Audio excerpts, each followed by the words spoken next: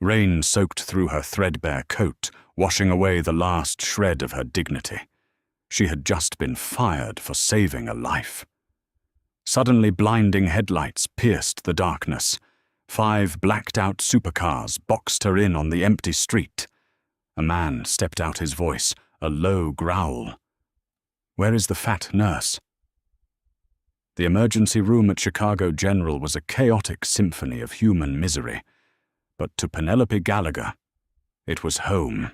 At 32, Penelope, or Penny, to the few people who bothered to look past her physical appearance, was the backbone of the night shift.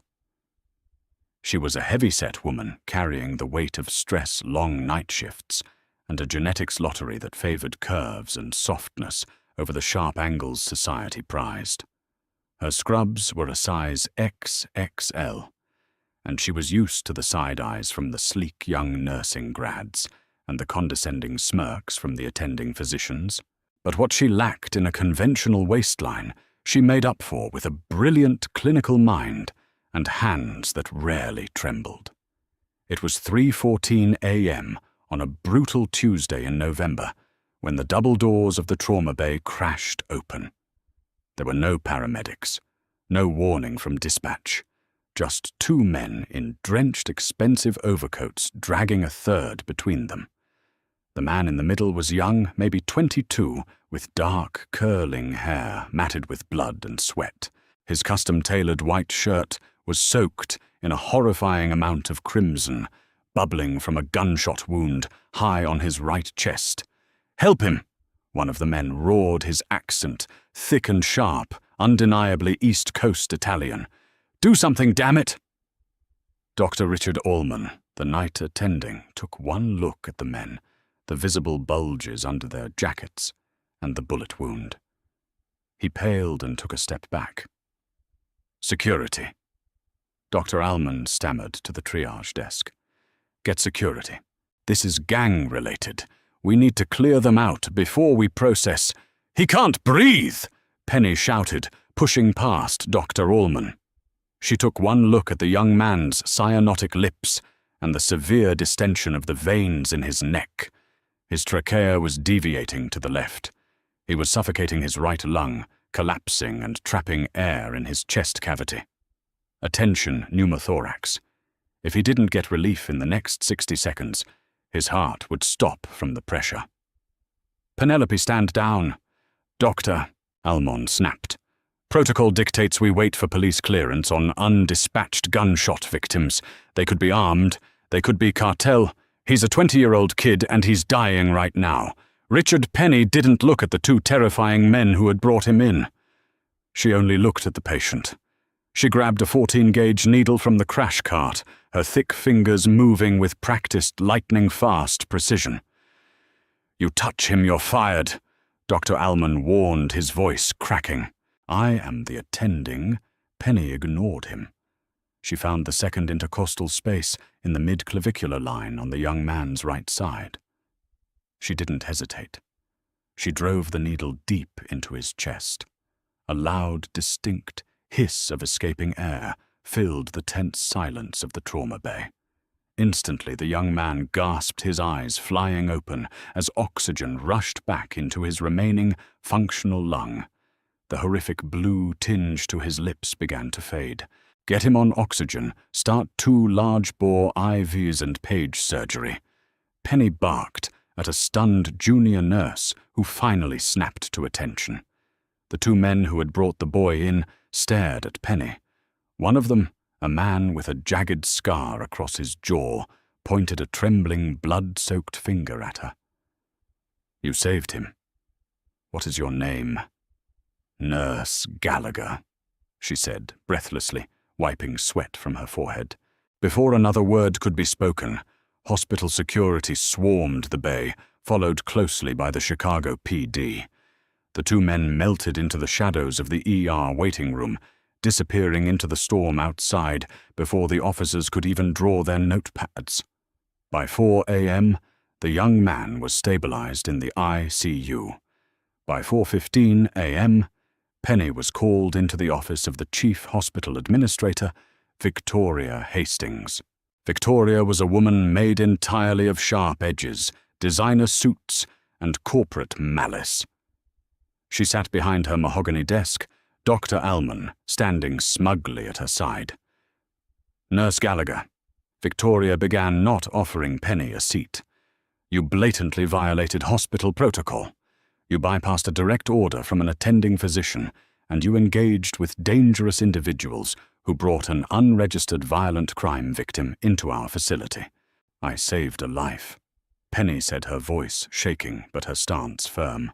Her feet ached inside her sensible nursing clogs. "If I had waited for protocol, that boy would be dead. His heart was mere seconds from stopping due to mediastinal shift." "We are not a rogue clinic, Penelope," Victoria said coldly, her eyes dropping to Penny's waistline with a familiar, silent judgment. "We are a prestigious medical institution. We have an image to maintain. Frankly, you have never quite fit that image, but we tolerated you because of staffing shortages. Today you became a liability." "You're firing me," Penny whispered, the reality crashing down on her. "I've been here for 7 years. I've covered every missed shift, every holiday. And you will be compensated for your accumulated PTO," Victoria interrupted smoothly. "Clear out your locker. Security will escort you off the premises." The humiliation was worse than the firing.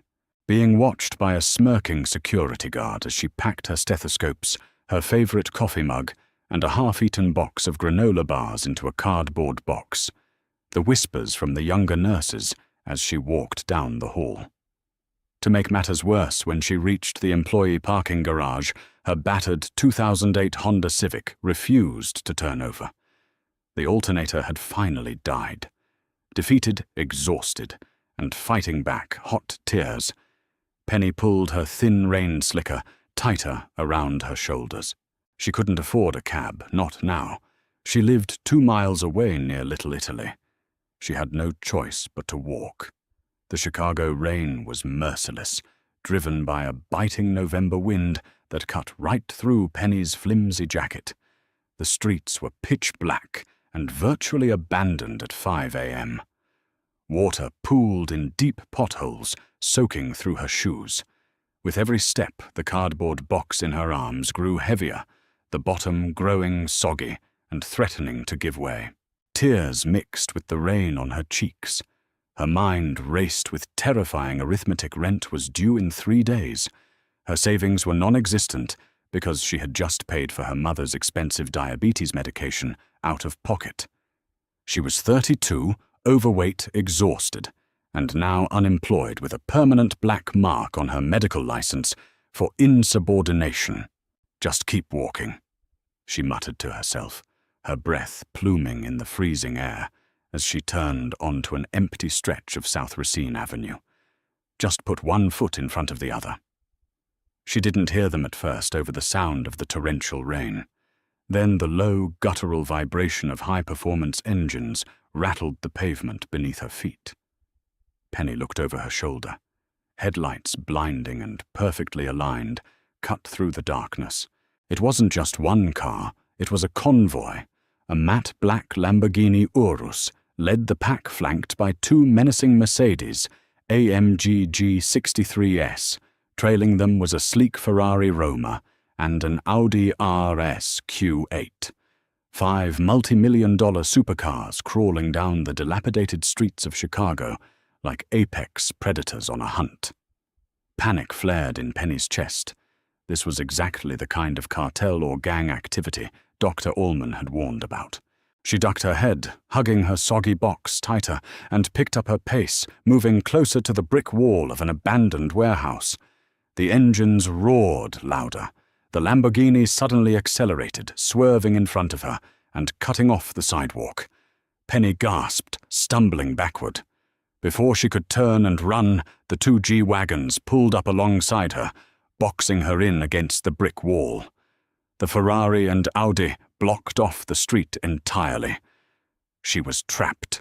The heavy doors of the SUVs opened in unison. 8 men stepped out into the pouring rain. They weren't street thugs. They wore bespoke Italian suits, dark ties and trench coats.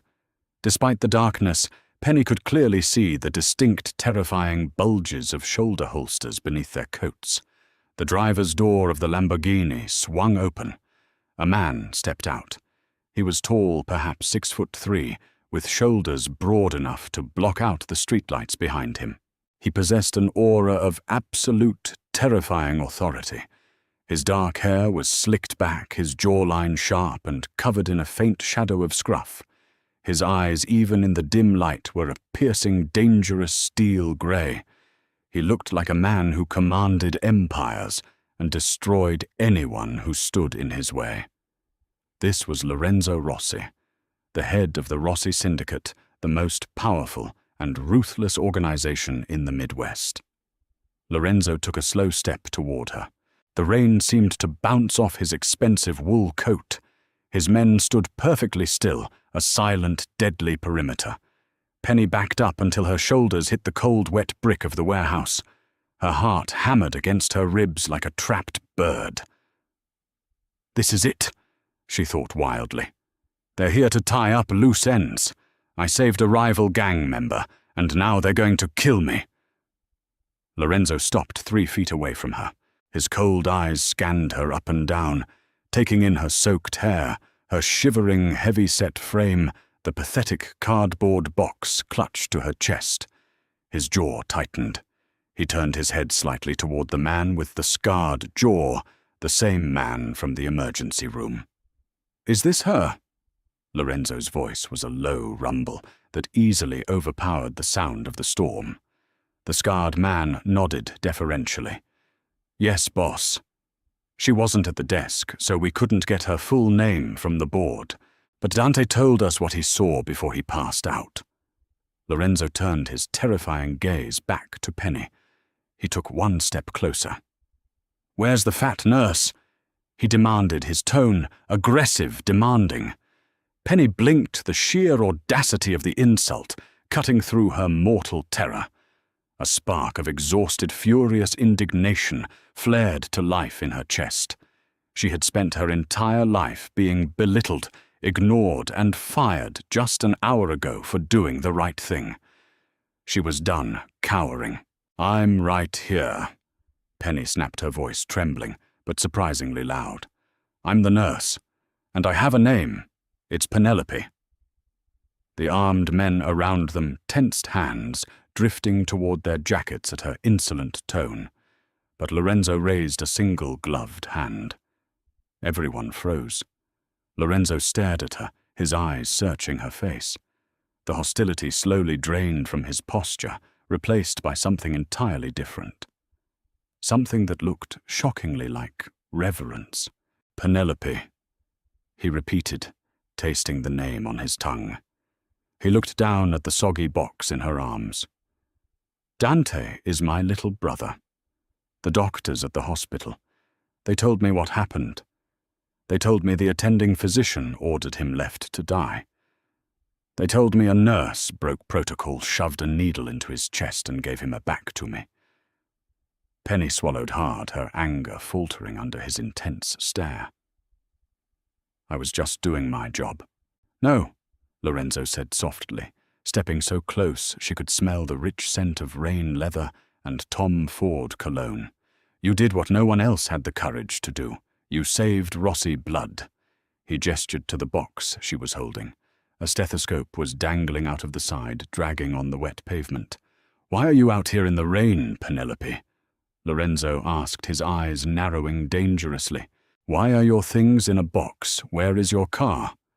"My car died," she muttered, looking down, suddenly deeply conscious of her ruined clothes and her size compared to this magnificent, terrifying man. "And I don't work there anymore." The silence that followed was heavier than the storm. "You don't work there anymore?" Lorenzo repeated, his voice, dropping an octave, turning lethal. "Did they fire you?" Penny nodded slowly. "The administrator, Victoria Hastings. She said I violated protocol and ruined the hospital's image by treating people like you." Lorenzo didn't yell. He didn't explode. but the sheer localized violence radiating from him made Penny want to step back into the brick wall. He looked at his men. "Marco," Lorenzo said quietly to the scarred man. "Yes, boss. By Chicago General Hospital." Lorenzo ordered casually, as if asking for a cup of coffee. "Fire the board. Fire the attending physician, and drag this Victoria Hastings into the street." Penny's jaw dropped. "Wait, you can't. I can do whatever I want," Lorenzo said, turning back to her, his harsh features softening only for her. He reached out his large, warm hand, gently taking the soggy, heavy box from her aching arms. He handed it to one of his armed guards without looking. "You're shivering," Lorenzo noted. He unbuttoned his custom wool overcoat and, before Penny could protest, draped it around her shoulders. The coat was massive, swallowing her frame, radiating his body heat. "My brother is alive because of you, Penelope," Lorenzo said, looking directly into her eyes, seeing past the weight, past the soaked scrubs, straight to the core of her. "That means my life, and everything I own, belongs to you. You will never walk in the rain again. You will never worry about a bill again." He gestured toward the open door of the Lamborghini. "Get in," the Mafia boss commanded softly. "We're taking you home." The interior of the Lamborghini Urus smelled of rich, unadulterated wealth, a heady mix of bespoke Italian leather and the faint, spicy undertone of Lorenzo's cologne.